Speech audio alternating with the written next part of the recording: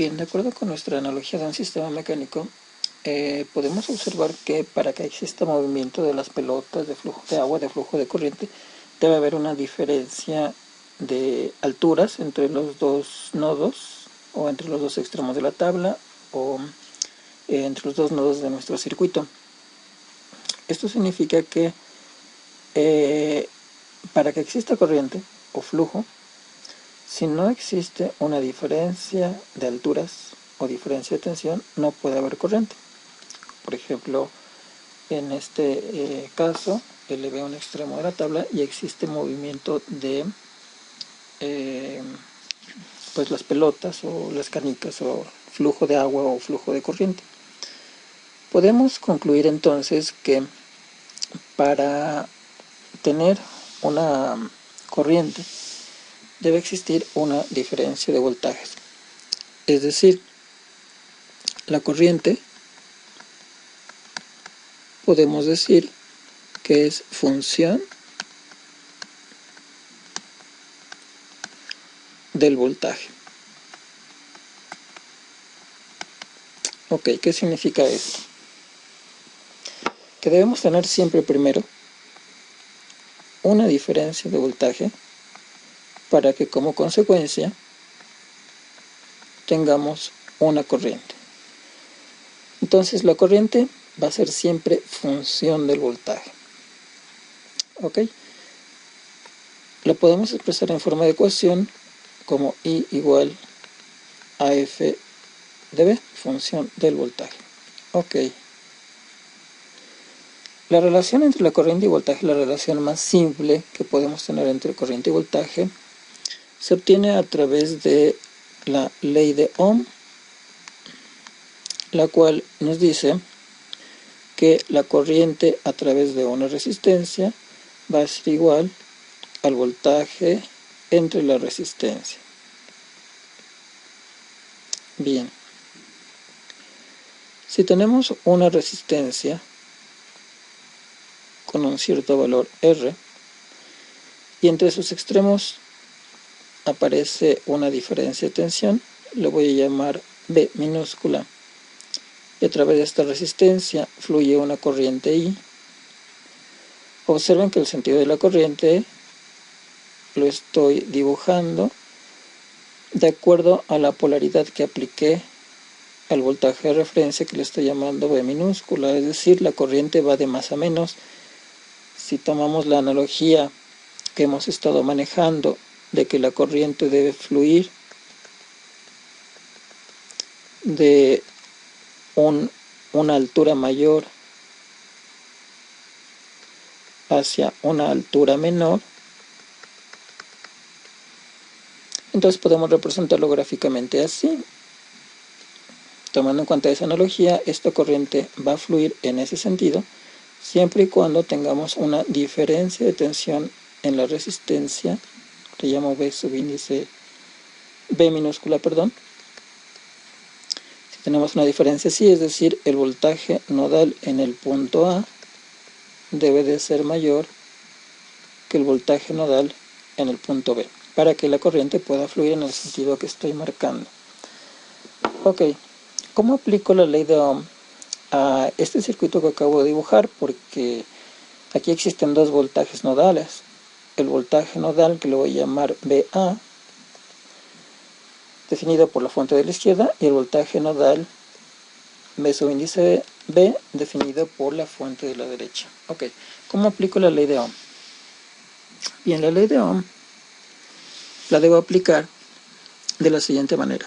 La corriente a través de la resistencia, la corriente I minúscula que definí aquí, va a ser igual a la diferencia de voltaje en la resistencia, es decir, al voltaje B entre la resistencia. Observamos del circuito que esa diferencia de voltaje B está dada por el voltaje BA menos el voltaje B subíndice B entre el valor de la resistencia. ¿Por qué B tiene que ser definido en el orden BA menos B subíndice B y no al revés? Tiene que ser definido así por el sentido de la corriente que estamos definiendo como referencia, es decir, esta es mi resistencia, mi referencia de voltaje la estoy definiendo con esta polaridad y por lo tanto al definirla con esa polaridad estoy forzado a definir la corriente en este sentido.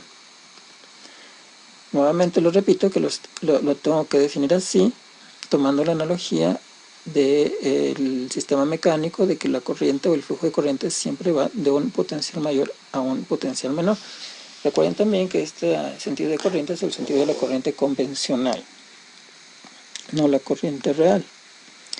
Ok, bien, entonces, de acuerdo a esto, podríamos hacer una gráfica que nos diga cómo se está comportando para esta resistencia con estas referencias, cómo se comporta la corriente como una función del voltaje. Y puesto que esta función, esta relación entre corriente y voltaje está dada por la ley de Ohm, entonces esta función la podría definir como I igual a 1 en R por B. Es decir, estoy haciendo la analogía con la ecuación de una recta general de la forma y igual a mx, en la cual no existe ordenada del origen. Bien, la pendiente en esta recta,